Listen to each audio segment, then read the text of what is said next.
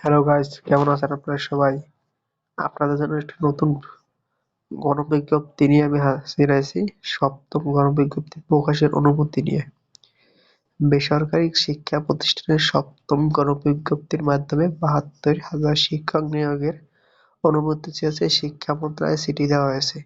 গত সপ্তাহে এই সংক্রান্ত চিঠি পাঠানো হলে এখনো তা অনুমোদন করেনি মন্ত্রণালয়।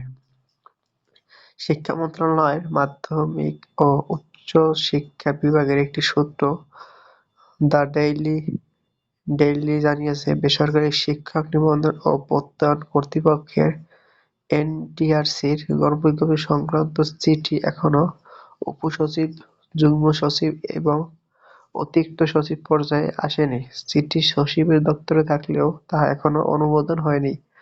সচিবের অনুমোদনের পর তা এনটিআরসিকে নথিতেই পাঠানো হবে। জানতে চাইলে মন্ত্রণালয়ের মাধ্যমিক ও উচ্চশিক্ষা বিভাগের উপসচিব জান্নাত দ্য ডেইলি ক্যাম্পাসকে বলেন, এনটিআরসি কোনো চিঠি এখনো আমাদের দপ্তরে দেয়নি। নাম প্রকাশিত রাখার শর্তে মন্ত্রণালয়ের এক কর্মকর্তা বলেন, সপ্তম গণবিজ্ঞপ্তি প্রকাশের অনুমতি এখনো মেলেনি।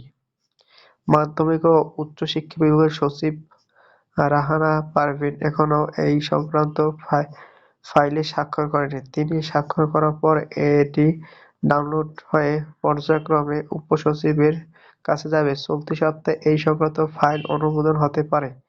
এর আগে গত বুধবার সকালে NTRC chairman Mohaminul Islam the Daily ক্যাম্পাসকে বলেছেন, সপ্তম গণবিজ্ঞপ্তি প্রকাশের সব প্রস্তুতি প্রায় সম্পন্ন হয়েছে।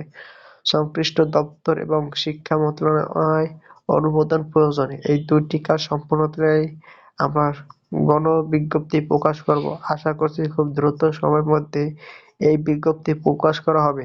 জানা গেছে, বেসরকারি শিক্ষা প্রতিষ্ঠান সপ্তম গণবিজ্ঞপ্তি প্রকাশের লক্ষ্যে শূন্য পদে তথ্য সংগ্রহ করেছে এনটিআরসি। এই গণবিজ্ঞপ্তির জন্য ৭২,০০০ শূন্য পদের তথ্য পাওয়া গেছে। এর মধ্যে স্কুল কলেজে ৩০,২৭৯ জন শূন্য পদের তথ্য পাওয়া গেছে, মাদ্রাসায় ৪০,৮৩৮ এবং কারিগরি শিক্ষা প্রতিষ্ঠানে ৮৯১টি পদের তথ্য পাওয়া গেছে।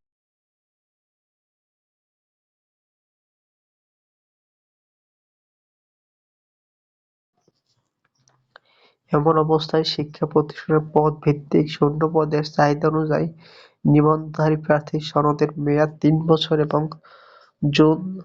৪ জুন ষষ্ঠ নিয়োগ সুপারিশ বিজ্ঞপ্তিতে উল্লিখিত তারিখ অনুরূপ ৩৫ বছর বয়স নির্ধারণ করে সপ্তম নিয়োগ সুপারিশ বিজ্ঞপ্তি প্রকাশের সদয় সম্মতির জন্য অনুরোধ করা হলো। এই চিঠি এখনো কোনো জবাব পাওয়া যায়নি, তবে নিশ্চিত করেছেন অধিদপ্তর কর্মকর্তারা। শিক্ষাসহ সকল খবর আগে পেতে আমাদের বিডি জবস এক্সপ্রেস ইউটিউব চ্যানেলের সঙ্গে থাকুন। ভিডিওগুলো মিস করতে না চাইলে এখনই এই